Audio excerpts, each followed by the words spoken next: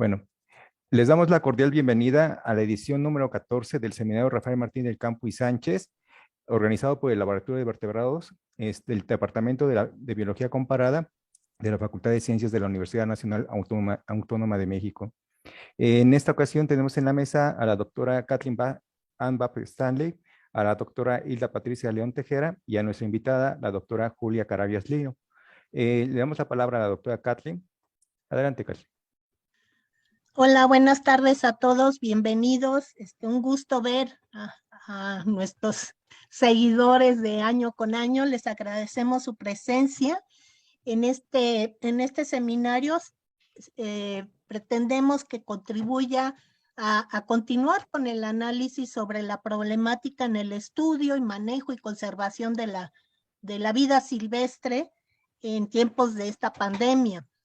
Veremos temas muy diversos y le pediría a la doctora Hilda León, que es la coordinadora del Departamento de Biología Comparada de la Facultad de Ciencias, que nos haga favor de inaugurar el seminario. Gracias. Porfa, Hilda. Gracias, Katy. Hola, buenas tardes. Gracias a todos los presentes por acompañarnos en esta sesión del 19 de abril de 2022. Es un honor para mí, como coordinadora del Departamento de Biología Comparada, darles la bienvenida a la primera sesión del 14º seminario Rafael Martín del Campo y Sánchez, que tiene como tema principal los desafíos en conservación de fauna silvestre a raíz de la pandemia por COVID-19. El seminario que hoy inicia está dedicado al maestro emérito de la Facultad de Ciencias de la Universidad Nacional Autónoma de México, maestro Rafael Martín del Campo y Sánchez, quien fue un destacado naturalista que fue nombrado profesor emérito de nuestra universidad en 1985 y tuvo un gran interés en la enseñanza de diversos grupos de animales, en la historia de las ciencias biológicas y en las raíces de lenguas indígenas. Recordamos que el primer seminario en su honor se realizó en el año 2009 y hoy inauguramos su 14ª edición. Estos seminarios fueron concebidos como un foro para estudiantes de todos los niveles, para maestros y profesionales, a fin de presentar y discutir diversos temas sobre el origen, desarrollo, perspectivas y retos de la biología en general y de la zoología en el siglo XXI. A lo largo de su desarrollo, el seminario ha contado con la participación de destacados científicos y humanistas de la UNAM, de otras instituciones académicas gubernamentales y ONGs de México, y en los últimos 2 años se han sumado especialistas de instituciones de otros países de Latinoamérica. En este seminario se presentarán ponencias con enfoques diversos que cubren desde aspectos de investigación, docencia y divulgación del conocimiento, que son las 3 tareas sustantivas de la universidad. Este 14º seminario pretende dar continuación al del año pasado sobre el análisis del quehacer y efectos en la actual pandemia sobre la conservación de la fauna silvestre. Durante este ciclo de conferencias participarán personalidades con temas muy diversos que abarcarán tanto el conocimiento sobre los efectos del COVID-19 en la problemática del estudio y conservación de distintos grupos de la fauna silvestre y confinada, la importancia del trabajo de campo o la medicina de la conservación y el manejo de fauna en tiempos de la pandemia actual, entre otros. Con esta actividad, tanto investigadores como docentes, así como las nuevas generaciones de estudiantes y público en general, podrán entender el quehacer actual y los retos en el estudio de la vida silvestre en tiempos de pandemia, así como conocer a expertos en distintos temas, y se tendrá la posibilidad de vincularse con ellos, fomentando un intercambio amplio de opiniones de diferentes especialistas nacionales y de otros países. Este seminario inicia con la ponencia de la doctora Julia Carabias Lío, de la Facultad de Ciencias de la UNAM, sobre los obstáculos y pendientes para la conservación de la diversidad ambiental en México, y continuará con otras 8 ponencias y una mesa de diálogo. Para concluir, me permito expresarles de manera personal mi agradecimiento a las organizadoras, las doctoras Kathleen Babb y Graciela Gómez, al doctor Alejandro Villegas, así como a nuestros colegas Noé Pacheco y Margarita García. Gracias por la invitación a participar. Quiero dar las gracias por la presencia de todos ustedes en este acto y hacerles la invitación a asistir y participar los días martes durante 10 semanas de este año para cubrir toda la programación de este muy importante seminario. Y finalmente, con estas palabras, me permito inaugurar el 19 de abril de 2022 la 14ª edición del seminario Rafael Martín del Campo y Sánchez, que se realizará de modo virtual y que cubre este año la temática Desafíos en conservación de fauna silvestre a raíz de la pandemia por COVID-19. Enhorabuena. Muchas gracias, Hilda. Me voy a permitir presentar a la doctora Carabias de manera muy breve. Ella es doctora honoris causa de la Universidad Nacional Autónoma de México y por parte de la Universidad Autónoma de Nuevo León. Ha sido miembro del Colegio Nacional, ha sido formadora de muchísimas nuevas generaciones de biólogos y ecólogos, ha sido presidente del Instituto Nacional de Ecología y titular de la Secretaría del Medio Ambiente y Recursos Naturales de México. Ha participado en diferentes momentos en la OCDE en aspectos relacionados con el cambio climático y ha recibido numerosos reconocimientos nacionales e internacionales. Sus investigaciones han sido muy diversas, destacando aquellas que hoy en día han estado enfocadas a la conservación y al aprovechamiento sostenible de los recursos naturales por las comunidades locales y regionales de la selva lacandona, uno de los últimos reductos de selva húmeda perennifolia de México. Labor que se reconoce a finales del 2017 cuando recibe el máximo galardón en México, que es la medalla Belisario Domínguez, que reconoce a personas que destacan por su servicio a la patria o a la humanidad. Sin más, y en verdad agradecemos mucho tu valiosa participación, Julia, y la presencia de todos ustedes. Te dejamos el micrófono, Julia. Muchísimas gracias, Kathleen, por la presentación. Muchísimas gracias a todos los organizadores de este seminario, que he tenido la oportunidad de participar en varias ocasiones, y es sin duda un seminario que ha logrado un nivel muy importante, por eso son capaces de convocar a esta audiencia tan grande. Además, están haciéndolo sobre un tema que es absolutamente indispensable, que no solamente como biólogos, sino como en general profesionistas y ciudadanos estemos reflexionando. Y tiene que ver con toda esta relación que significa el problema de la pandemia que paralizó al mundo con la manera en que nos estamos relacionando con la naturaleza. Esto tiene muchísimas aristas y ustedes están de una manera organizada, y me consta porque casi todos los días de la Semana Santa recibía un correo, ya sea de Kathleen, de Noé, para recordar y para estar listos para el día de hoy. Y ese nivel de organización ya se siente en esta 14ª versión de este seminario. Muchísimas gracias por invitarme y por darme el privilegio de inaugurarlo. Es en ese sentido que yo quisiera aprovechar, y Kathleen me lo pidió así, que pusiéramos un panorama más general, un panorama en el cual podamos entender qué está significando el problema al que nos hemos referido de las emergencias ambientales, pero me voy a concentrar evidentemente en el de la emergencia ambiental de la pérdida de la biodiversidad, que tiene mucho que ver con precisamente la pandemia. Cuando la pandemia inicia y no la entendemos, ni qué significa, ni cuáles son sus alcances, ni cuáles pueden llegar a ser sus impactos sociales, económicos, y evidentemente de la crisis sanitaria que eso significó. Hubo un tema que se posicionó, que fue precisamente el de la mala relación que los humanos tenemos con la vida silvestre. Y durante los primeros meses, y ustedes lo pueden ver en muchas expresiones de artículos, de comunicados, de organizaciones internacionales, ambientalistas, de conferencias.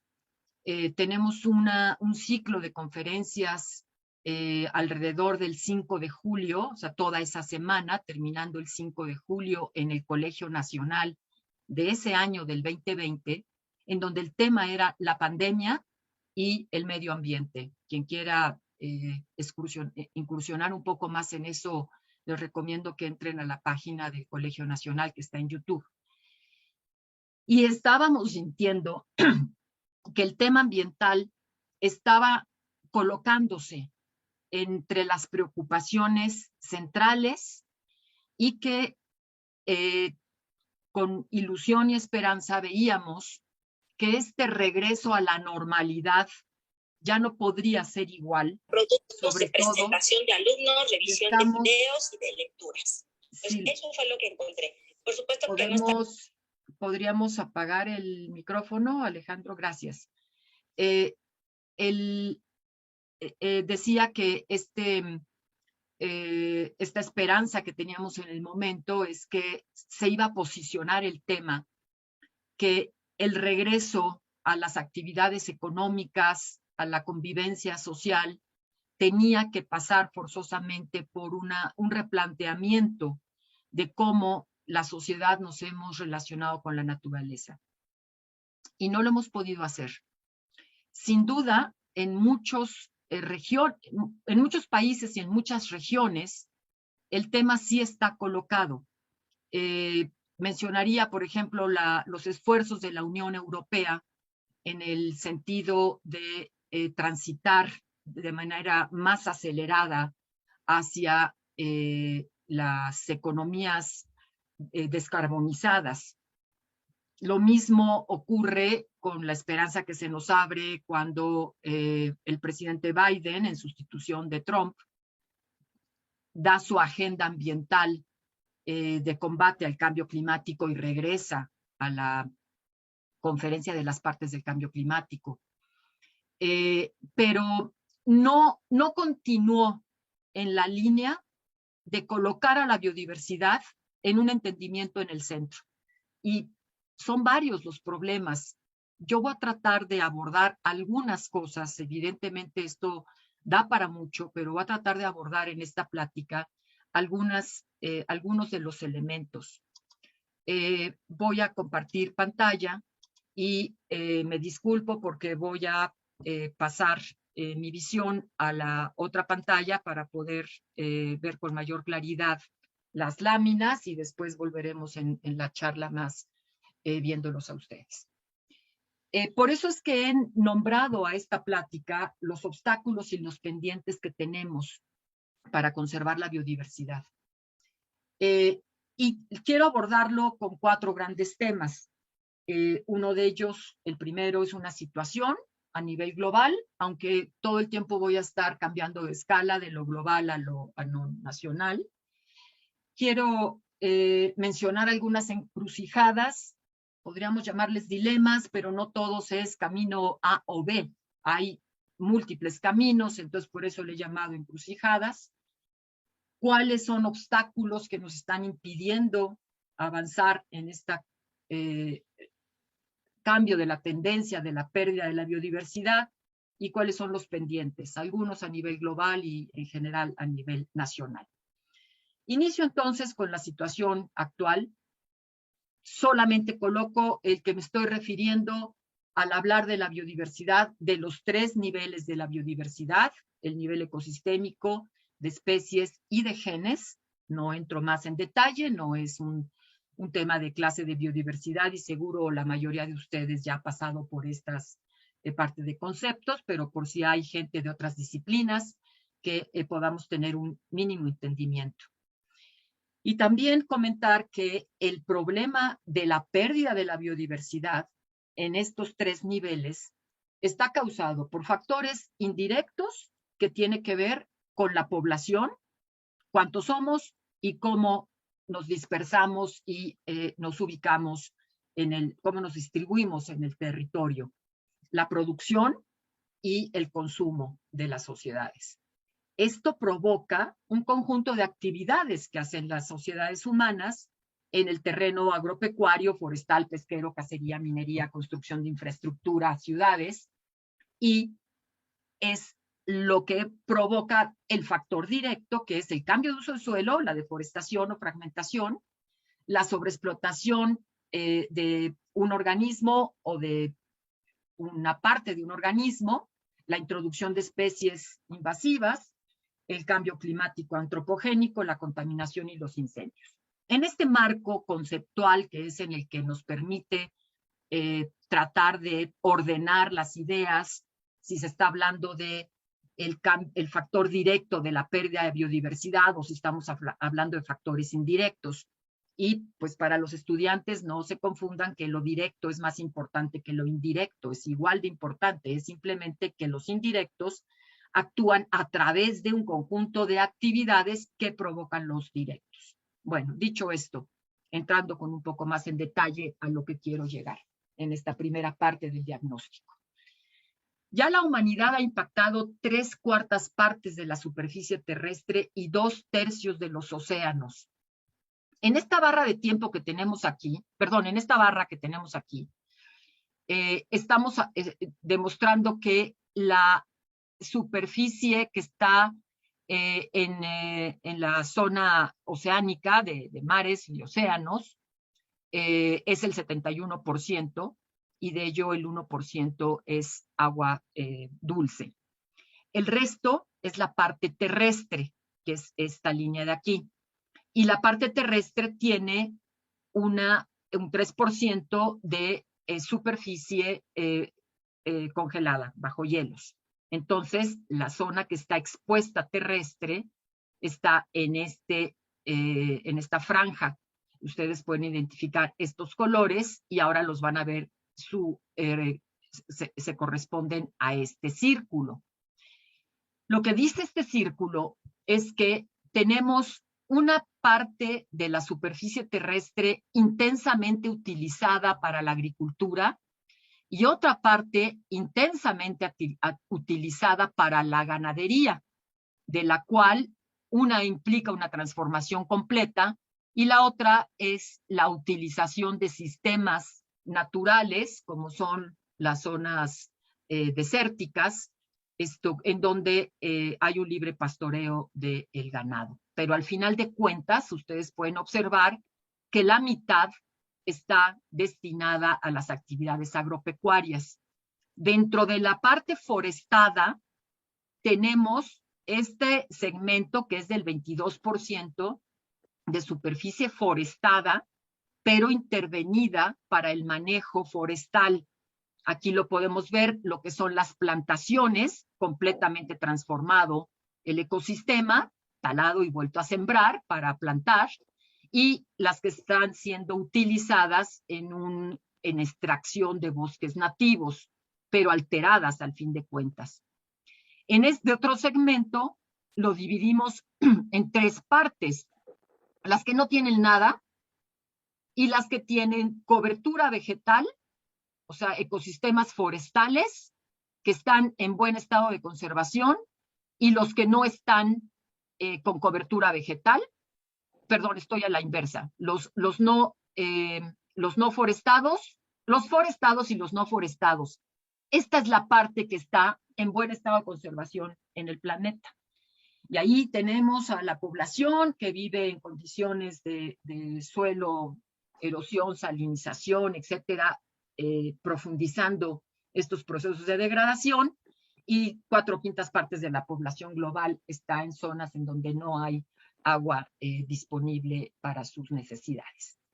Esa es la situación que tenemos hoy en el planeta. Somos 7.000 millones, 7.8 mil millones, y la población no va a parar hasta que se estabilice más o menos entre 9 y 12 mil millones, y eso depende de muchos factores.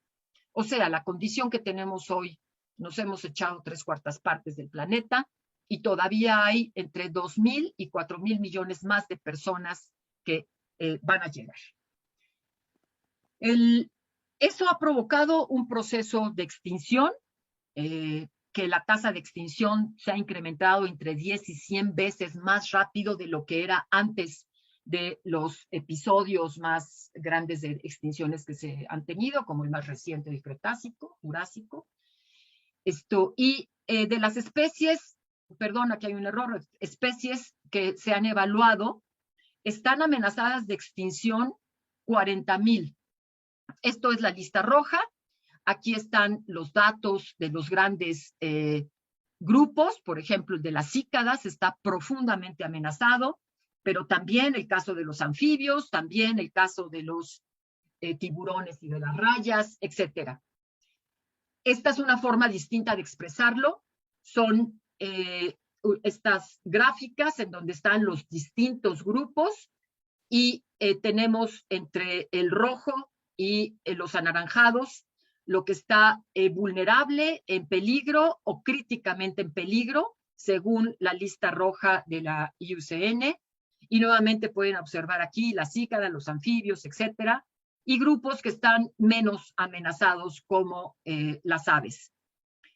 Podemos ver en esta que las tasas, la velocidad de extinción se aceleró rapidísimamente a partir del siglo pasado y que las tendencias de disminución de grupos de especies van a la baja. Y pueden ustedes ver aquí el caso de los corales.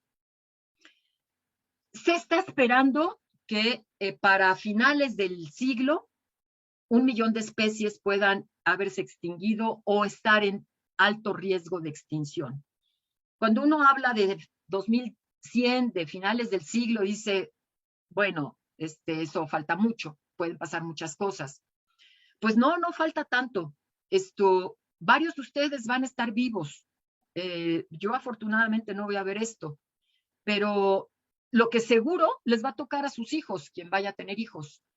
Y esta situación se puede detener y eso es lo que tenemos que hacer a toda costa. La situación es durísima, es complejísima, pero tenemos que detenerla a toda costa, porque sí se puede hacer. Y no hay ninguna justificación humana que nos obligue a decir, nos tenemos que resignar. No, de ninguna manera. Y de eso quiero seguir platicando en un momento. Veamos algunas proyecciones, más allá de esta cifra gruesa. Entre las proyecciones, se está esperando que el rango de distribución geográfica de las especies disminuya en un 50% dependiendo del calentamiento global. Si tenemos un incremento de la temperatura entre 1.5 de 1.5 grados, que es la primera barra de cada grupo, y estamos aquí reflejando insectos, aves, mamíferos y plantas, se están extinguiendo o se están reduciendo su ámbito de distribución de aproximadamente entre el 4 y el 8% de las especies de cada uno de estos grupos. Aquí lo podemos ver entonces, contra lo que estaría pasando en que habría entre el 44 y 67% de especies de estos grupos se estarían reduciendo su ámbito de distribución si la temperatura llegara a 4.5 grados. Entonces, no nada más es que se extingan las especies, es que su distribución va a quedar mucho más reducida. En esta gráfica, que se hace compleja, no pretendo ni mucho menos entrar en los detalles, simplemente a grandes rasgos, estamos hablando de los ecosistemas terrestres, de los ecosistemas ¿cuál es cuál? Perdón, de los ecosistemas marinos, de los ecosistemas terrestres y de los ecosistemas de agua dulce, en cada uno de distintos indicadores que nos están anunciando la calidad, el estatus, ya sea por la biomasa, por la abundancia, por la distribución, etcétera. Lo que quiero simplemente señalar es cómo las tendencias son negativas prácticamente en todas las situaciones. Si a alguno de ustedes les interesa entrar en estos datos con mucho más detalle, y yo lo recomiendo muchísimo para quien está dedicado a estos temas, tienen una fuente clave que es la de la Plataforma Intergubernamental de Cambio Climático. El equivalente del IPCC para cambio climático es para biodiversidad el IPBES. Y se llevó a cabo una evaluación global de los ecosistemas, de la biodiversidad en general, que se publicó en el 2019, y allí tienen ustedes desde un reporte pequeño, que es el resumen ejecutivo, hasta tomos con toda la información. Estos datos lo pueden ver. Lo que yo quería resaltar de aquí son los rojos, evidentemente. Todas las tendencias van hacia peor. Se está estimando que en el caso de los océanos puede estar disminuyendo entre el 3 y el 10% la biomasa de los peces, por ejemplo. Esto que la extinción de peces de agua dulce en las cuencas más alteradas se puede incrementar 18 veces, que la interacción entre el cambio climático y el suelo estarían aumentando la pérdida de biodiversidad en 43% para aves, que aparentemente tienen mejor capacidad de resiliencia, pero con la mezcla de cambio de uso de suelo y cambio climático, su impacto es mucho mayor. Las tendencias de cambio climático y de cambio de uso de suelo, se espera que esté cambiando la abundancia de carnívoros y de ungulados entre el 18 y el 35%, y se puede incrementar la extinción entre el 8 y el 23%. Tenemos otros modelos globales que están proyectando la tendencia como va ahorita, que es la real actual, la histórica, y bajo distintos escenarios que puede estar pasando, todos ellos a la baja. El índice del planeta vivo, esto que es que se reporta creo que cada 2 años, nos está indicando también una disminución muy importante, y cómo se proyecta que el promedio de las especies disminuirá en el resto de estas primeras décadas.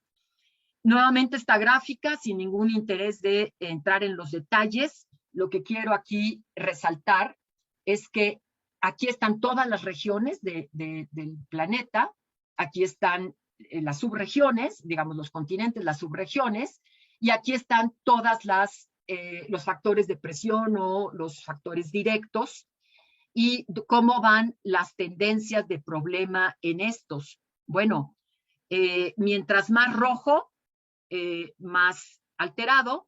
Mientras la flecha va para arriba, es que la tendencia va creciendo o se está estabilizando o está bajando, y mientras más gruesa la flecha, es el impacto mucho mayor.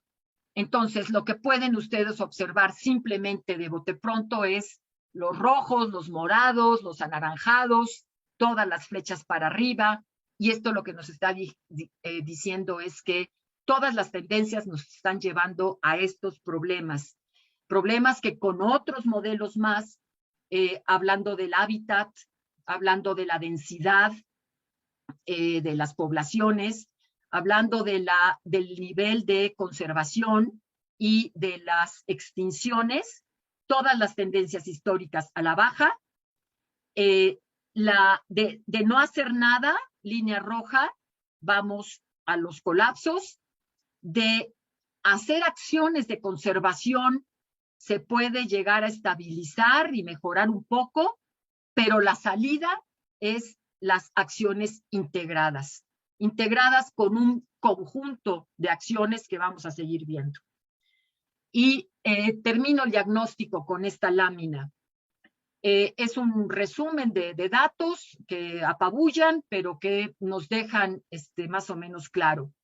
Las poblaciones de vertebrados silvestres han disminuido en 68% en los últimos 50 años. La abundancia de insectos silvestres se ha reducido a la mitad. La abundancia de organismos silvestres se redujo 34% y se estima que se reducirá entre el 38 y 46.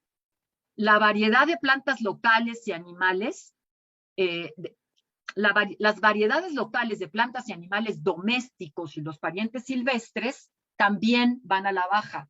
Por ejemplo, el 9% de las razas de animales se han extinguido y se calcula que otro 17% está en peligro. Los arrecifes van a disminuir entre 10 y 30% la superficie que ocupan si el incremento de la temperatura es 1.5 y de esta no nos salvamos. Y se puede llegar a reducir al 1% de la cobertura actual si aumenta a 2 grados. Entre 7 y el 8% de los ecosistemas van a cambiar de un bioma a otro.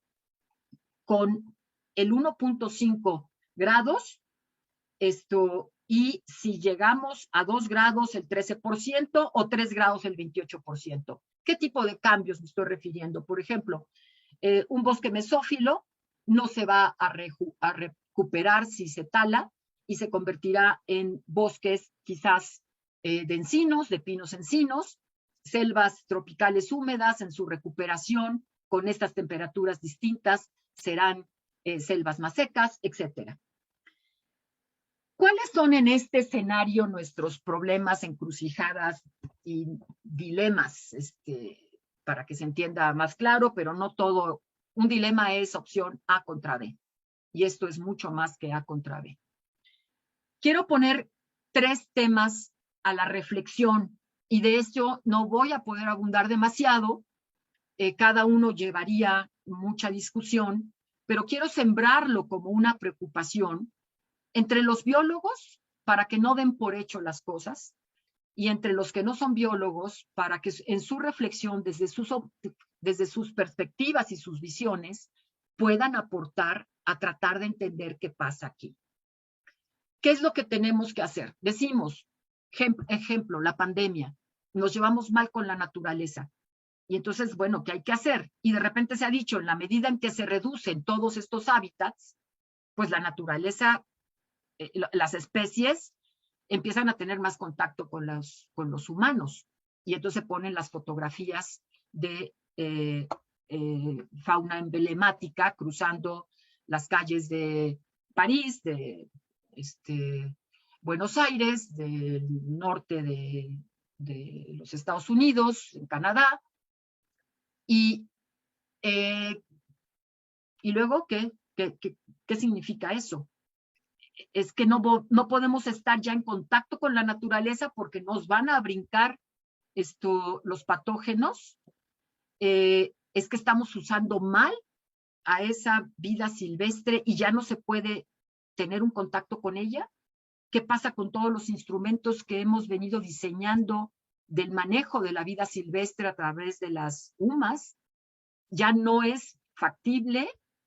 O sea, se están presentando un montón de reflexiones que tenemos que seguir ahondando. Y por eso yo celebro mucho este seminario con que deje sembradas dudas a lo largo de estas 10 martes que ustedes van a analizar. Ya habremos tenido éxito con él. Tenemos que estar en una reflexión constante. ¿Hay que proteger a la biodiversidad, aislarla y no tocarla? ¿O la salida y la única posibilidad de su conservación va a ser, o de evitar que se pierda, va a ser protegiéndola? ¿Y con qué mecanismos? ¿Son las áreas naturales protegidas ese mecanismo? ¿Y esas áreas protegidas han frenado el desarrollo de las comunidades? ¿Han sido injustas con las comunidades locales? ¿Las comunidades locales, campesinas, indígenas, tienen una relación con la fauna silvestre armónica o está en conflicto?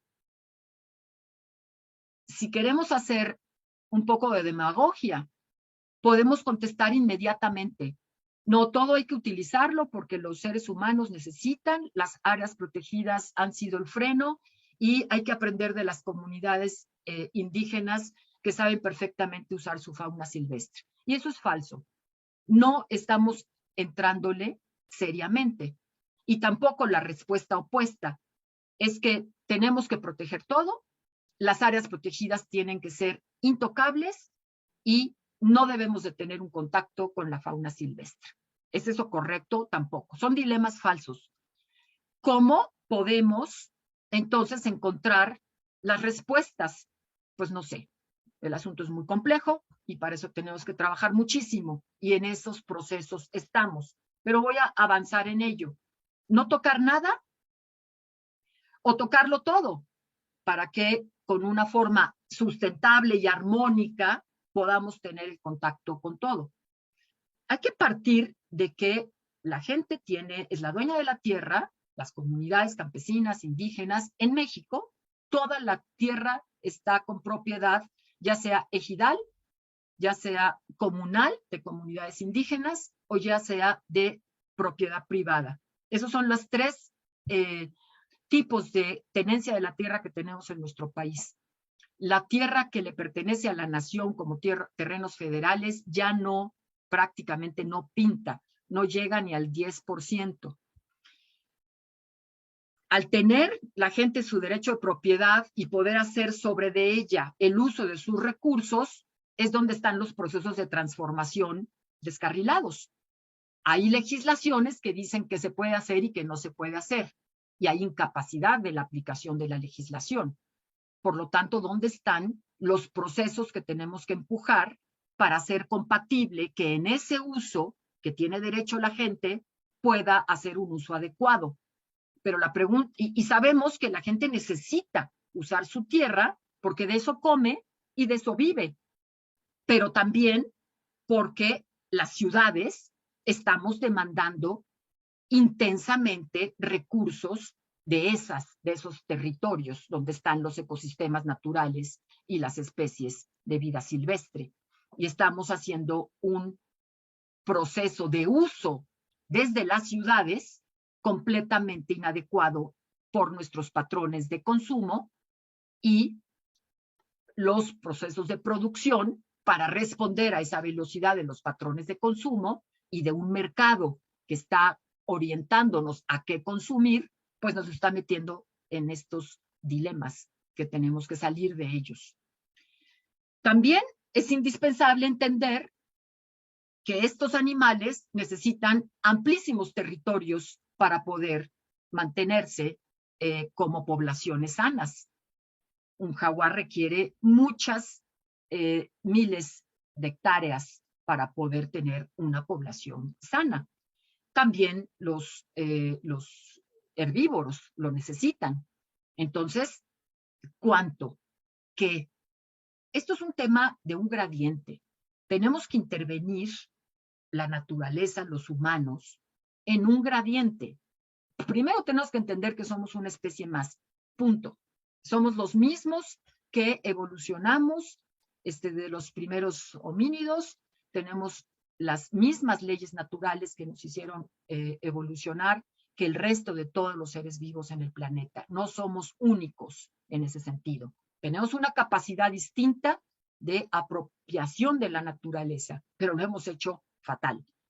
Tenemos que intervenir, sí, a fuerza, en un gradiente, pero tenemos entonces que planear correctamente ese gradiente y cómo se interviene, desde zonas muy intervenidas, como son las ciudades, y los espacios que se necesitan para alimentar esas ciudades en todas sus necesidades, no solamente los alimentos, sino también la energía, el agua, etcétera.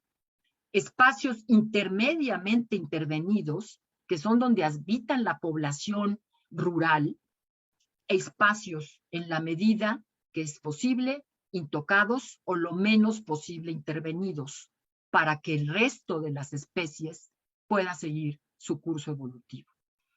Esto pues suena muy sencillo, pero a la hora de convertirlo en las realidades, hay que convertirlo en políticas, hay que convertirlo en acciones cotidianas, hay que convertirlo en legislaciones, hay que tomar decisiones a nivel planetario, porque esto no es un tema de país por país, esto es un tema global y tiene que tener respuestas globales para poderse enfrentar.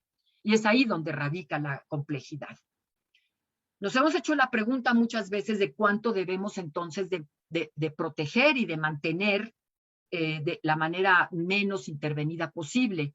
Hay un estudio muy interesante que está aquí colocado en esta bibliografía que les estoy enseñando en cada una de las láminas, en que se propone que para los ecosistemas marinos tenemos que dejar el 37% no intervenido y para la superficie terrestre el 30%. Y la manera que ha tenido el mayor éxito como instrumento de política pública en los países son las áreas naturales protegidas.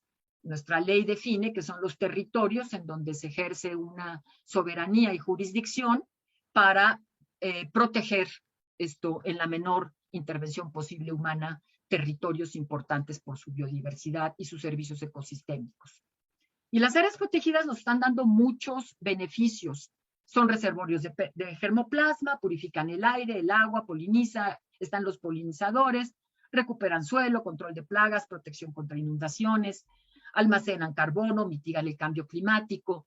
Y hay estudios que están demostrando que la gente que vive en o cerca de áreas protegidas vive en mejores condiciones, que no se les está frenando el desarrollo. Acaba de presentarse una tesis de Georgina García de la universidad que en Centrogeo, que está demostrando poblaciones dentro, poblaciones fuera de las áreas protegidas, como no hay un cambio en sus condiciones de vida a detenerse por el problema del área protegida. Sabemos que 1/3 de las ciudades más grandes están dependiendo del agua de estas áreas protegidas, que mejoran la seguridad alimentaria.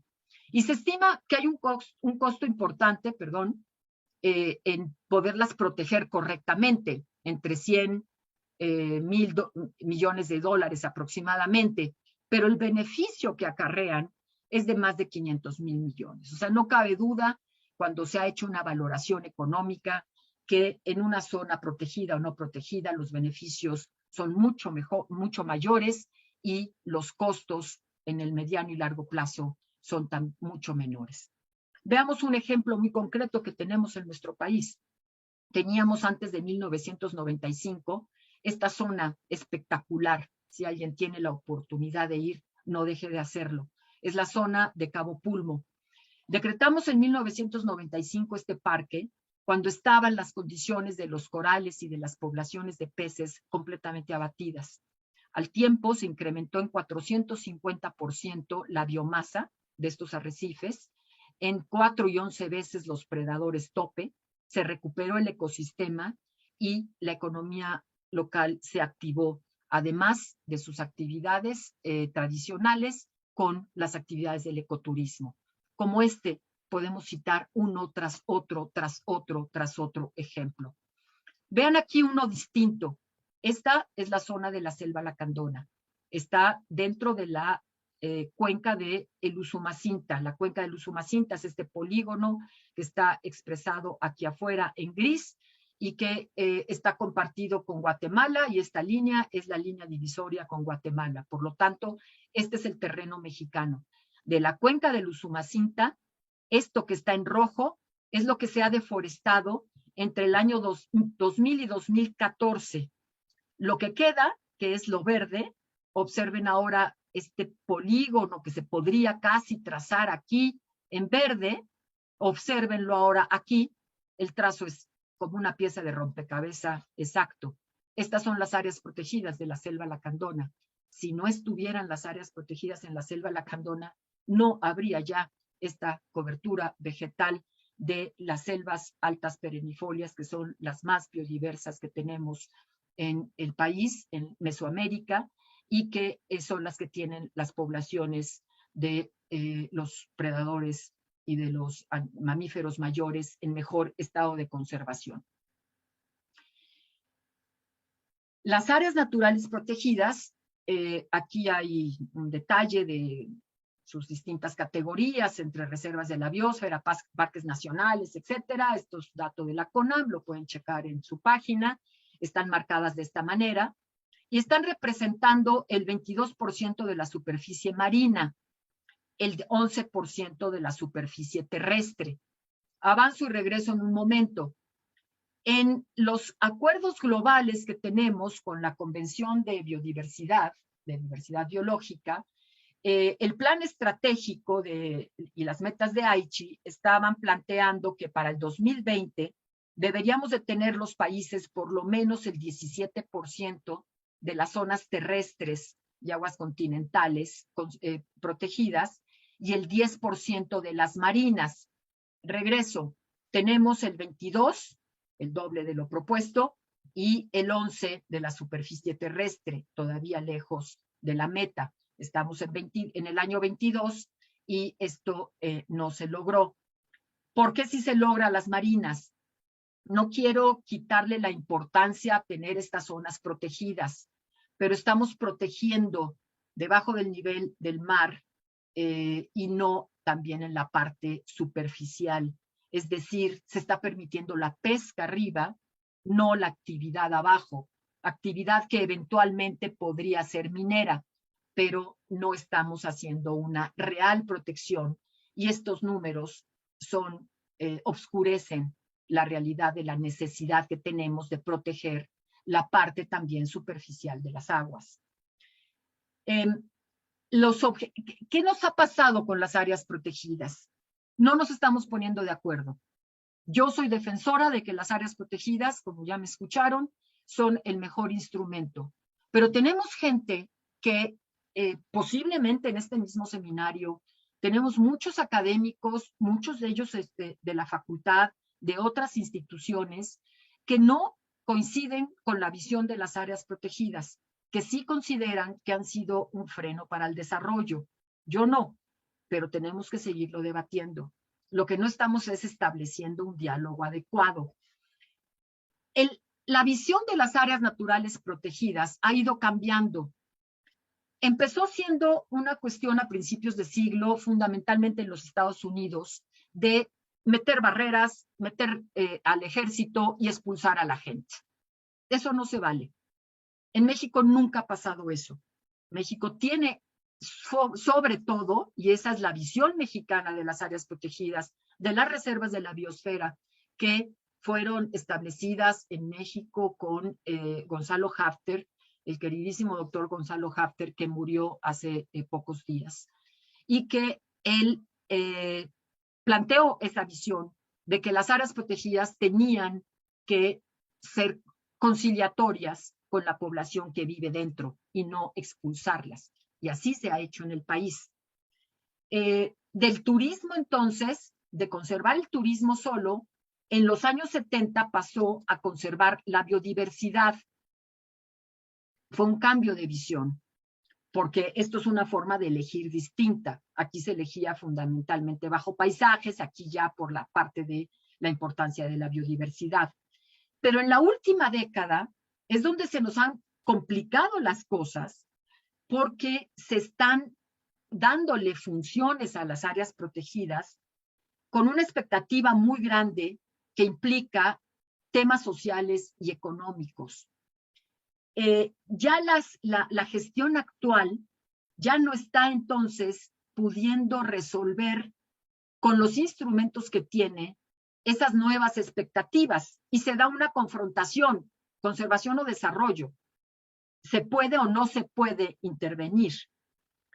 Las organizaciones de derechos humanos y de derechos indígenas han levantado banderas de que las comunidades indígenas se han visto profundamente alteradas por las áreas naturales protegidas. No está esto comprobado bajo ningún indicador. Y al no cambiar el régimen de propiedad, solo limitarlo, el Estado no se está haciendo cargo de una cosa clave, que es, hay que atender al dueño de la tierra, al dueño en el sentido genérico, a la comunidad, a los campesinos que viven en una población dentro de un área natural protegida que se decreta por interés público, que se coloca un envolvente y que quedan estas comunidades dentro. Estas comunidades tienen que vivir, tienen que desarrollarse y no tienen por qué sacárseles de ese sitio. Si ellas no quieren y quieren permanecer en esos sitios, ellos tienen que tener las garantías del Estado para su desarrollo. ¿Y qué significa eso? Que tiene que haber una inversión de recursos económicos especial a esas comunidades que le permitan transitar de las formas intensivas de uso de su tierra a formas más sustentables. Y eso cuesta. No es nada más una cuestión de buena voluntad. Voy a producir sin agroquímicos, voy a producir sin fuego, voy a sacar al ganado. Todo eso cuesta, es una reconversión. Lo que está probado con muchos estudios piloto es que esa sustentabilidad en la ganadería, en la agricultura, en el manejo forestal es absolutamente viable, pero no se convierte en política pública. ¿Por qué? Porque al sistema, al gobierno, no le interesa en sus distintas secciones atender el tema. Solamente le dejan esta responsabilidad al sector ambiental. Y el sector ambiental cada vez está más reducido en sus instrumentos de política, en sus instituciones y en su dinero. Entonces se asume una responsabilidad de que la sustentabilidad ambiental del desarrollo de un país le cae al sector raquítico ambiental. Eso es completamente incongruente. El dinero está en las partes de los proyectos de fomento productivo, en agricultura, en ganadería, en lo forestal, en la pesca, no en el sector ambiental, excepto lo forestal. Pero no hay una armonía en la planeación de las políticas públicas. Entonces, a pesar de la importancia que tenemos todos de la dependencia de las áreas protegidas, no hay un compromiso, pero tampoco lo hay social. Porque si alguien dice, y lo he repetido muchas veces, y a lo mejor muchos de ustedes lo han escuchado, si hoy hay un desmantelamiento de la zona arqueológica de Teotihuacán para transportar la piedra de las pirámides a casas de interés social, suena ridículo, pero nos levantaríamos todos a la defensa. ¿Por qué no hacemos lo mismo con el patrimonio natural? ¿Por qué vemos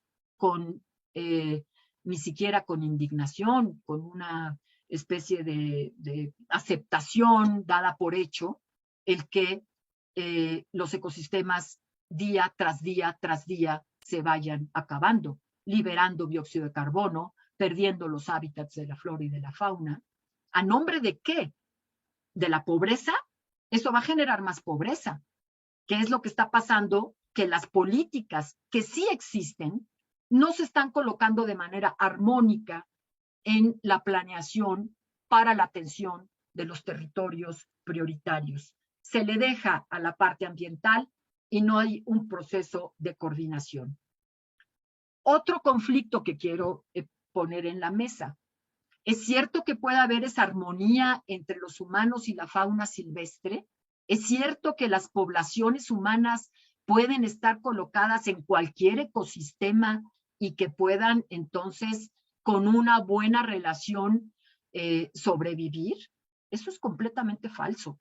Una población humana pequeña, mediana o grande, campesina o indígena, que haga cambios de uso de suelo para producir su alimento, va a tener inmediatamente a los jabalís o a los cuatís comiendo su cultivo. Detrás de él va a venir el jaguar. Si empezamos a matar a las presas de los jabalís y de los cuatís, los jaguares van a buscar otras presas porque necesitan comer, y esas pueden ser los infantes. ¿Cuántos conflictos no existen entre ese problema de que la gente pierde sus cosechas, su ganado o incluso la vida de los infantes? Los animales han perdido su hábitat, sus poblaciones, perdón por el acento del lago, se reducen, sus presas de caza desaparecen, son cazadas, están amenazados de extinción, y cuando hay un daño, la población los mata por defensa. Entonces, ¿cómo resolvemos ese conflicto? El gobierno tiene que ser responsable del patrimonio nacional natural, pero también del social, y se tiene que hacer cargo.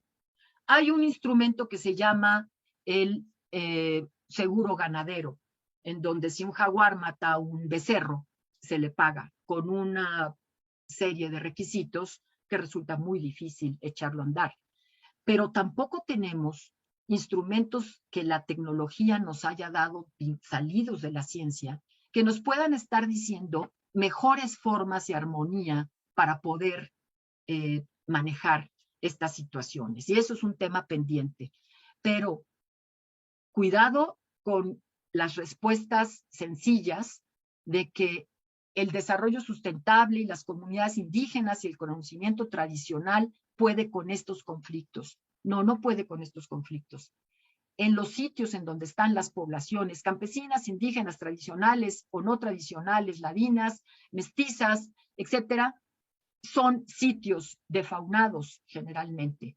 Donde están las poblaciones de vida silvestre, son sitios en donde no están habitando las poblaciones humanas. ¿Cómo logramos que las dos cosas existan? Entonces, ¿cómo logramos planear en ese gradiente? Veamos qué obstáculos se nos están presentando para poder avanzar en ese sentido. Y voy cerrando la plática. Obstáculos de conocimiento, de políticas y de conciencia. De conocimiento.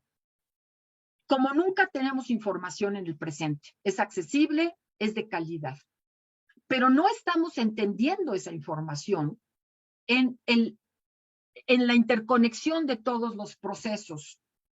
Estamos viendo los procesos por separado y lo estamos también tratando de resolver por separado.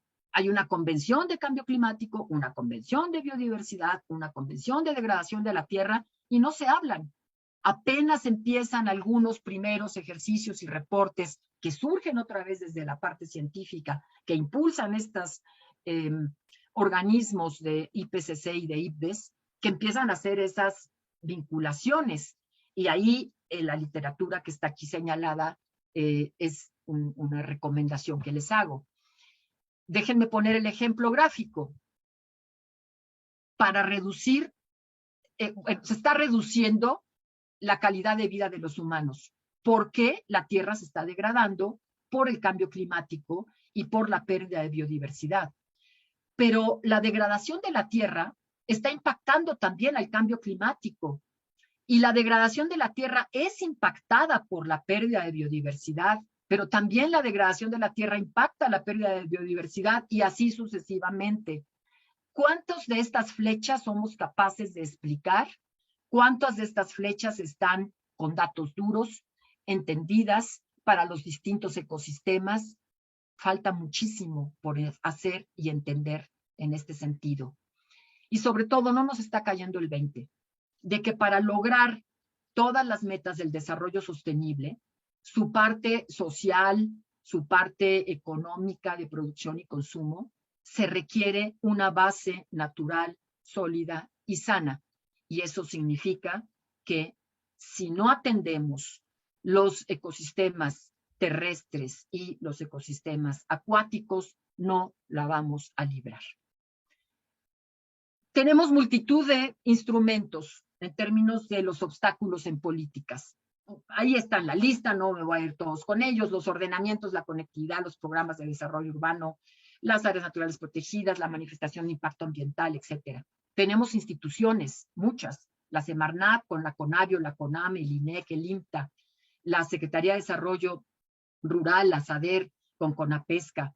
Tenemos las instituciones en los estados, prácticamente todos los estados tienen una Secretaría de Medio Ambiente, en los municipios. Tenemos leyes, la Ley General del Equilibrio Ecológico, de Vida Silvestre, de Cambio Climático, la Forestal Sustentable, la de Responsabilidad Ambiental, la de Aguas Nacionales, la de Pesca. Pero, y ese es el obstáculo, las instituciones están desapareciendo, se están desmantelando. Hay un decreto para desaparecer al INEC, ya prácticamente se le borró, ya no tiene edificio, ya no tiene responsable, ya su personal se absorbió en otros lados, aunque la ley todavía no lo ha cambiado, porque la ley de cambio climático mandata la existencia del INEC. Exactamente lo mismo pasa con el Tecnológico del Agua, que está dando alternativas para el manejo del agua sustentable, pero que ya ha sido también desmantelado. Está en riesgo la CONABIO, esa institución por excelencia de orgullo nacional, que es la inteligencia de la biodiversidad mexicana, y todos ustedes la conocen. Está el recorte de personal especializado y técnico en las instituciones. Y tenemos un decreto presidencial del 22 de noviembre del 21 que está diciendo que la manifestación de impacto ambiental se debe de exentar en todos los proyectos de seguridad nacional. Y como seguridad nacional se consideran los proyectos de carreteras, de turísticos, del tren, por supuesto, etcétera. Y entonces hoy están quedando exentos esos proyectos de las manifestaciones de impacto ambiental. Eso es un gran obstáculo. Tenemos un problema de presupuesto muy serio. El presupuesto que empieza en este siglo, en 2001, cuando ya la Semarnat se consolida, a precios constantes fue subiendo y se desploma a partir del 2015, y aquí falta la de los últimos 2 años, se sigue desplomando y podemos ver que llega en términos constantes a lo mismo que cuando inició como secretaría que se consolida. Si lo vemos como el porcentaje del PIB, antes teníamos 0.2, bajísimo, llegamos a tener 0.30 y tantos, y hoy estamos por debajo estamos en 0.14, 0.13. Aquí tienen la Comisión de Áreas Protegidas, la Forestal, el Instituto Nacional de Ecología y Cambio Climático, la Profepa, el recorte que ha tenido entre 15 y 19, del 40, del 70, 43, 39, todo el sector ambiental, el menos 61%. En el 20, este era el presupuesto. Se podría decir es que no hay dinero y estamos en una crisis y que no nos hemos enterado que hubo además pandemia. Sí, sí, claro que lo sabemos, pero vean cuál es el recurso que tiene Sembrando Vida. Casi lo mismo que toda la Semarnat. Y si vemos que la Semarnat, el grueso es para la parte de agua, indispensable que lo tenga, y nada más queda esto para el resto de las actividades de medio ambiente, pues imagínense lo que significa Sembrando Vida frente a lo que se dedica a la parte de medio ambiente. Pero vean también esta otra gráfica, cómo subió el presupuesto para Sedena y para la Secretaría de Marina, cómo bajó el presupuesto de medio ambiente. El otro obstáculo es el de la conciencia social. El tema no ha penetrado igual, a pesar de que se ha avanzado mucho, no ha penetrado igual que el de cambio climático. No se entiende la dependencia de los humanos sobre estos sistemas bien conservados. No se entienden las causas y el efecto. No se involucra la ciudadanía, no hay suficientes organizaciones. Y aunque los medios de comunicación cada vez tocan más estos temas, siempre pierden frente a los temas de coyuntura política, social y económica. Para cerrar, veamos los pendientes en el conocimiento, en las políticas y en la conciencia social. Las universidades son las que deben de fomentar ese trabajo trans e interdisciplinario, trans, inter. Hay diferencias en estos términos, pero todos ellos son necesarios que se hagan desde las universidades, que se vayan formando los jóvenes con una lógica distinta de entender estos procesos a los que me he referido. Eso requiere de investigaciones que concurran las distintas disciplinas sobre procesos específicos, que se forme gente en los posgrados, en las especialidades. Todas las licenciaturas tendrían que tener alguna materia que tenga que ver con el tema ambiental. Y los troncos comunes para materias básicas entre muchas carreras. En ese sentido, aprovecho para anunciarles que vamos a dar un intersemestral, ya lo hicimos el semestre hace un año con la doctora Irene Pisanti, en el que lo vamos a dar para física, matemática, biología, ciencias de la tierra, etcétera, en este intersemestral que viene sobre la sustentabilidad del desarrollo. Ojalá ese tipo de cursos fueran para toda la universidad, porque ese conocimiento, esa creatividad, la tecnología, esa cooperación para transformar a las sociedades y a las economías es lo que puede realmente asegurar un futuro. Sabemos de las soluciones basadas en la naturaleza, es el nuevo planteamiento que se hace desde las Naciones Unidas, y tienen que estar incorporándose a las políticas públicas. Pero nos está faltando que ese conocimiento científico pueda traducirse en esas políticas, que haya esa correa de transmisión, esa interfase entre la academia, la comunidad científica y el gobierno en la toma de decisiones. Y por supuesto, el fortalecimiento de las medidas multilaterales.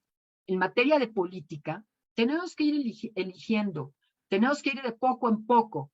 Este tema de la biodiversidad, por supuesto que la tenemos que abordar desde las ciudades en el contexto de la educación ambiental, de la sensibilización, de ese llamado de atención del problema, para ir modificando nuestros hábitos de consumo. Pero para las políticas que hay que implementar en el medio rural, para el desarrollo rural sustentable, tenemos que entender distintos Méxicos. Hay una parte que tiene que seguir siendo de producción intensificada, con la menor cantidad de uso de agroquímicos y los mejores posibles, pero la demanda que hay en las ciudades no se va a poder atender por la vía de la agroecología. En los sitios en donde hay alta biodiversidad, es donde debe de haber una visión mucho más integrada de la conservación de los espacios naturales, de las actividades productivas sustentables, como es el manejo forestal sustentable, el ecoturismo, la reconversión productiva, etc. Y para ello, México y la CONABIO ha definido sitios prioritarios por su altísima biodiversidad, que no tienen áreas naturales protegidas todavía, y que quizás no es posible tenerlas y ni siquiera sería recomendable tenerlas.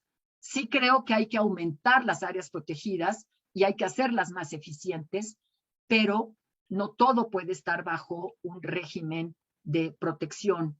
Puede hacerse a través de este proceso de ordenamiento en ese gradiente al que nos hemos referido. Creo que podemos empezar por zonas prioritarias, por su alta biodiversidad, por su nivel de compromiso de las comunidades, por las organizaciones que trabajan en ellas, que pueden ser la punta de lanza. Pero para ello, pues lo que necesitamos es que las políticas se gestionen de manera coordinada, la protección, la producción, el consumo, y que estén incorporando el que no generen desigualdades. Claro que puede haber medidas que vayan avanzando más rápido en disminuir la pérdida de biodiversidad o combatir el cambio climático, pero puede tener rebotes muy importantes en las economías de comunidades locales o rurales. ¿Cómo lograr evitar esas desigualdades y esos procesos de injusticia que se pudieran gestar? Hay que integrar cadenas de valor. Un campesino que saca una madera no puede vender la madera en rollo para que alguien más esté haciendo la ganancia. Tiene que haber procesos comunitarios que logren integrar las cadenas de valor, eliminar los incentivos perversos y colocar esos mismos incentivos en su parte positiva, incorporarlo en las cuentas nacionales. Eso tiene que ir acompañado por instituciones ambientales fortalecidas que estén trabajando de manera transversal para que haya una armonía entre los objetivos de las políticas públicas. El Estado tiene que asumir su rectoría y su obligación de la garantía del derecho humano al medio ambiente sano, a la alimentación, al agua, a la energía, y la justicia social debe de ser incorporada en ese derecho al medio ambiente sano. Tenemos que crear una cultura de respeto a la naturaleza. Si no tenemos un código social de valores distintos, va a ser muy difícil avanzar, se va a quedar siempre como un capítulo aparte, así que interesante, pero no es mi tema. Y esto es un tema de todos los actores. la comunidad científica, los gobiernos, las organizaciones de la sociedad civil, los individuos, las organizaciones internacionales, financieras, los pueblos indígenas, la iniciativa privada. Pero por encima de todo, es un tema de los jóvenes. Si los jóvenes no le entran a este asunto y demandan y deciden, yo veo muy difícil que logremos echar a andar las necesidades para revertir todas estas tendencias. Con esto termino. Les agradezco mucho la invitación y estoy con gusto de poder responder las preguntas si es que tengo la capacidad de hacerlo. Termino de compartir y a sus órdenes. Muchas gracias, Julia, te agradecemos enormemente. Hay varios comentarios. Primero, hay varias felicitaciones por tu ponencia tan excelente que nos pone a reflexionar sobre este tema y sobre muchos aspectos del quehacer como biólogos en este país, ¿no? Anselmo García menciona que la baja de insectos silvestres ha sido ocasionado por el uso indiscriminado de plaguicidas, los cuales afectan a todas las poblaciones de insectos y artrópodos en general.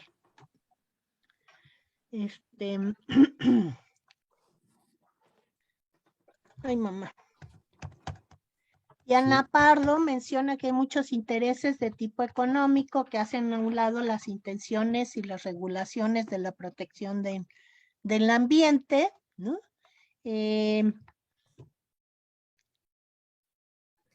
Juan José López Zenón pregunta que en el estudio mencionas el porcentaje de territorio terrestre y marino que no deben ser intervenido. ¿Cómo podría determinarse qué áreas deben ocuparse y cuáles no?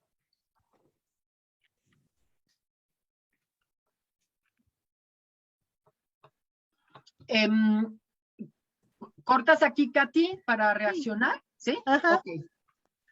Bueno, aunque las primeras son comentarios y están en lo correcto, quiero nada más hacer un comentario sobre esta parte de cómo los plaguicidas son los que están disminuyendo las poblaciones de insectos, completamente correcto.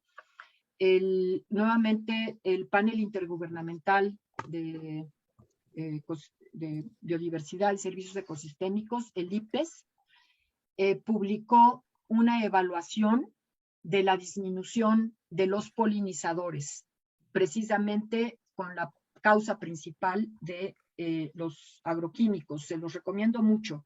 Y como ejemplo es en la mayoría, en muchísimos países en Europa, hoy se tienen como parte del paquete tecnológico de la producción de alimentos, es la producción de polinizadores. Y compran polinizadores que son liberados en los cultivos en el momento en que tienen que ser polinizados esos cultivos.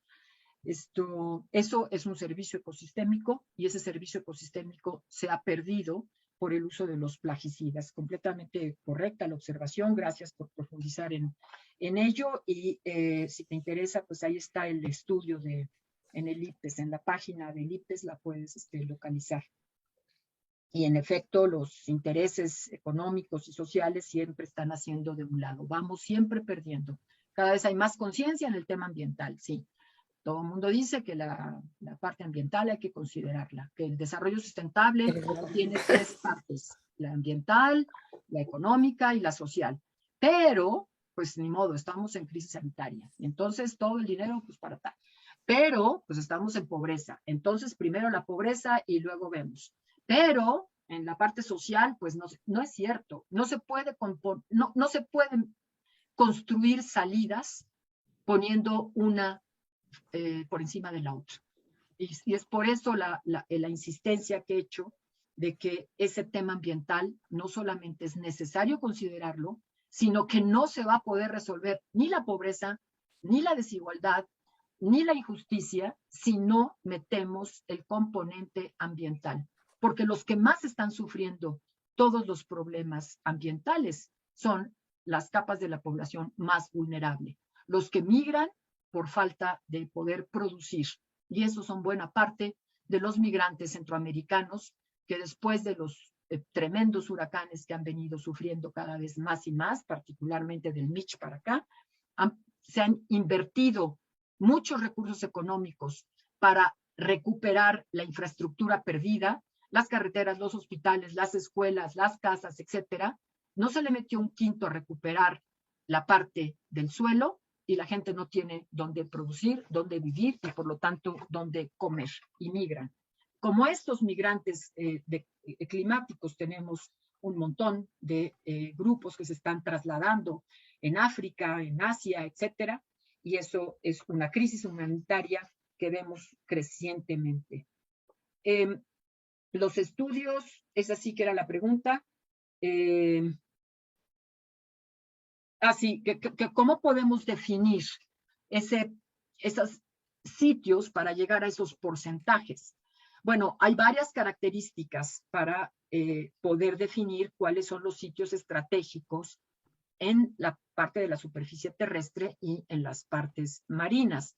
Generalmente atienden a la biodiversidad, a las especies únicas, a las especies prioritarias en términos de una cadena trófica, a las especies que también son clave para el consumo humano, en el caso, por ejemplo, de las marinas, y así es como se van produciendo esos mapas prioritarios.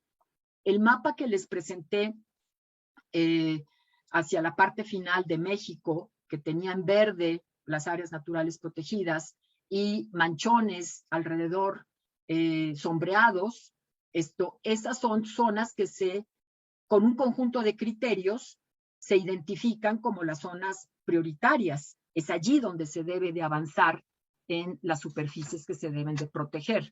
Se tienen eso en superficies en la parte marina. Son estudios que se han venido haciendo y son las recomendaciones que ya están adoptadas por nuevamente las convenciones, biodiversidad, y por muchos países que están enrutados hacia allá. Eso mismo se refleja en los objetivos de desarrollo sostenible que está en las agendas nacionales, en la Agenda 2030 de cada uno de los países, pero los avances después no se dan en esa misma lógica, y cuando decimos que se incrementó la superficie protegida, por ejemplo, terrestre, como acaba de ocurrir hace unas pocas semanas en México, se incorpora al lago de Texcoco. Eso no es un área natural protegida. Si quieren, decreten la zona de restauración ambiental, pero no es una zona para protegerse, en donde está llena de cemento. Entonces, incrementamos el porcentaje de superficie, pero no estamos atendiendo la verdadera, el objetivo necesario para evitar la pérdida de la biodiversidad. En Texcoco no vamos a evitar nada. Entonces, es el uso del instrumento mal usado.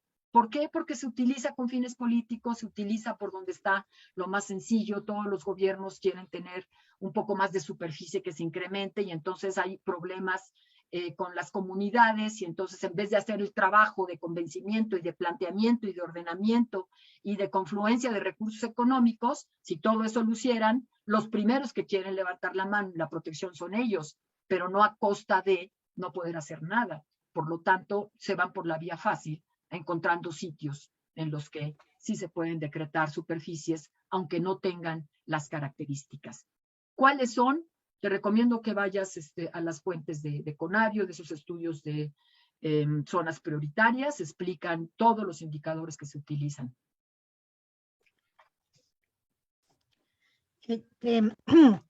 Hay otras preguntas. Eliud Hernández Castillo pregunta que ¿cómo podríamos dirigirnos a la conservación de la biodiversidad junto con las comunidades campesinas sin atentar contra su cultura, conocimiento y costumbres? Yo creo que eso es un tema muy relevante de cómo se plantea la pregunta. Y va para muchos de ustedes. Cuando desde la academia se escogen sitios para trabajar y el objetivo son la realización de las tesis, se hace la tesis y se retira, no se está aportando. Se estará aportando conocimiento, pero no se le está aportando a las comunidades campesinas. ¿Qué es el eslabón que falta? ¿La academia lo tiene que hacer todo? No. La academia tiene que generar conocimiento. Las tesis tienen que hacerse. Las tesis son parte de la generación de conocimiento y son parte del proceso de los investigadores que van profundizando más y más en el entendimiento de ciertas cosas. Pero ese conocimiento tiene que incidir y tiene que beneficiar. Y para poderse hacer, tiene que hacerse con la gente. Las instituciones académicas tienen otra función. Y la función de esa inserción son las organizaciones de la sociedad civil. Hay muchas organizaciones de la sociedad civil, locales, generales, nacionales, globales. Las hay buenas, las hay malas, en el sentido de que muchas han abusado. Sí, claro que muchas han abusado. Pero ese abuso de algunas ha generado un ambiente hoy, desde el gobierno, de estar en contra de las organizaciones de la sociedad civil y de plantear de que no se necesitan y que el gobierno sustituye la función de lo que hacía. A su vez, el gobierno reduce su personal de presencia en campo y se quedan los vacíos. Hoy los vacíos están ocupados por el crimen organizado y lo podemos ver en todas las áreas naturales protegidas que están bien conservadas, precisamente porque al estar bien conservadas, allí es donde se están cometiendo ilícitos fundamentalmente vinculados a la droga. Esos vacíos antes eran ocupados con la presencia de las organizaciones de la sociedad civil, de la academia y del gobierno que se apoyaba en eso. Ejemplo concreto es la Reserva de la Biosfera de Manantlán, la de Calakmul, la de Montes Azules. Estamos teniendo profundos problemas por ello. El flujo entre el conocimiento, entre la parte práctica y las organizaciones de la sociedad y la parte gubernamental con la orientación de sus políticas, trabajado con las comunidades, es una alternativa de gobernanza distinta para las regiones. Claro que hay partes de conflicto con el conocimiento tradicional. Déjenme ponerles un ejemplo. Yo trabajo con la comunidad lacandona, pero la comunidad lacandona, sus ancestros, apenas una generación atrás, comía mono zaraguato. Eso ya no lo hacen. ¿Ese es un cambio de una tradición que afecte a su cultura? ¿O es otro ejemplo? Las mujeres no tienen derecho a entrar siquiera a las asambleas, porque solamente son los comuneros los que tienen la decisión sobre su territorio, ni siquiera los jóvenes varones. Entonces, en una comunidad de 2,000 personas, 100 son las únicas que se deciden sobre el territorio. ¿Es eso o no correcto? Eso está atentando contra un derecho, una inclusión, está atentando contra el derecho de las mujeres. ¿Cuál es entonces el punto de equilibrio entre el conocimiento tradicional de una población y el quehacer legal? Para mí son los derechos universales y eso lo podemos aplicar a lo que sea. Vale que a una mujer la dilapiden por quitarse el velo en la plaza pública, en una cultura musulmana. No. Bueno, pero es parte de los usos y costumbres. ¿Vamos a defender eso? No, porque está en contra de los derechos universales. Y yo creo que esos derechos universales al medio ambiente sano, al agua, a la alimentación, etcétera, a la niñez, a las mujeres, etcétera, son los que deben de guiar no hay una contradicción entre las tradiciones cuando eso se incorpora y se asimila. Es parte de lo que también las comunidades campesinas indígenas tienen que incorporar en sus quehaceres. Cuando eso ocurre, podemos tener una armonía, pero para eso hay que trabajarlo. Y si por un lado estamos siendo bombardeados, por el otro de otra forma, por el otro de otra forma, y estamos todo el tiempo en la arena confrontándonos, pues ¿qué es lo que pasa? Que donde dejamos un vacío y nos estamos peleando en un discurso, otros lo ocupan. Y eso es lo que está ocurriendo en nuestro país. Se están ocupando por el crimen organizado las áreas naturales protegidas porque no nos estamos poniendo de acuerdo en su defensa, en cerrar las filas y en enfrentarlo de manera comunitaria. Bueno, son muchísimas las preguntas, no nos va a alcanzar todo el tiempo. Hay varias que se relacionan con el quehacer en términos de transformar a la sociedad y qué hay que hacer para cambiar la educación en este sentido. Bueno, yo quiero insistir en el tema de la transformación de la sociedad a partir de la organización de los jóvenes. Estamos viendo gérmenes muy importantes. Estamos viendo gérmenes de jóvenes que se van organizando, los de Nuestro Futuro, los de los viernes, los de la red de jóvenes ambientalistas, organizaciones más pequeñas, pero está emergiendo. Yo creo que esa organización a los niveles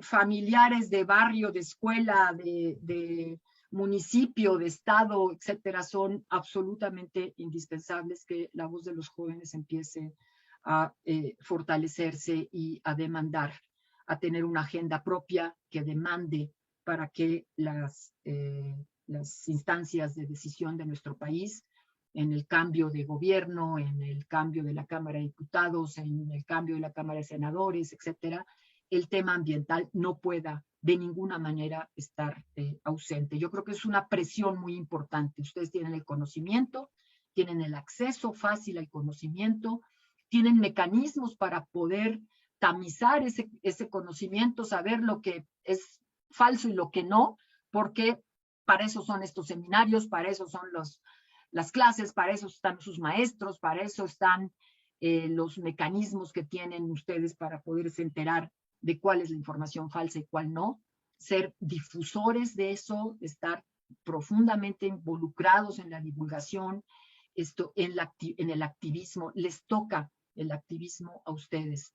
Nosotros abrimos puertas en el activismo, muchos de los que estamos aquí, maestros, colegas míos, fuimos activistas para ir abriendo las puertas de la democracia y abrir puertas en este tema del medio ambiente.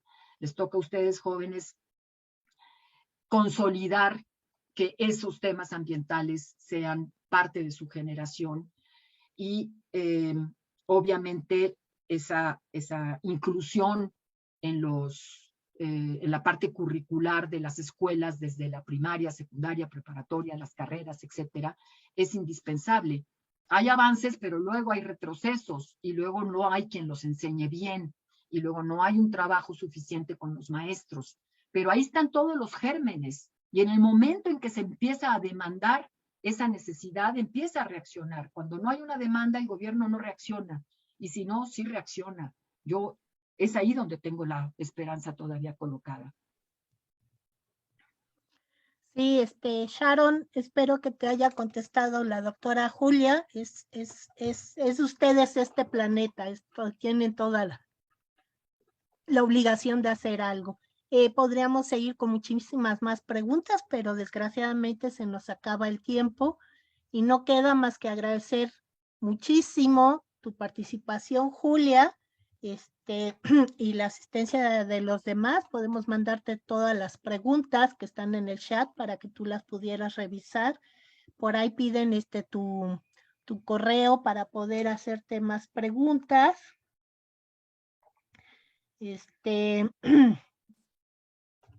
Y pues no queda más que agradecer a todos su presencia y recordarles la próxima conferencia que será el martes 3 de mayo con el doctor Aníbal Puchart, de la Facultad de Ciencias Forestales de la Universidad de Chile.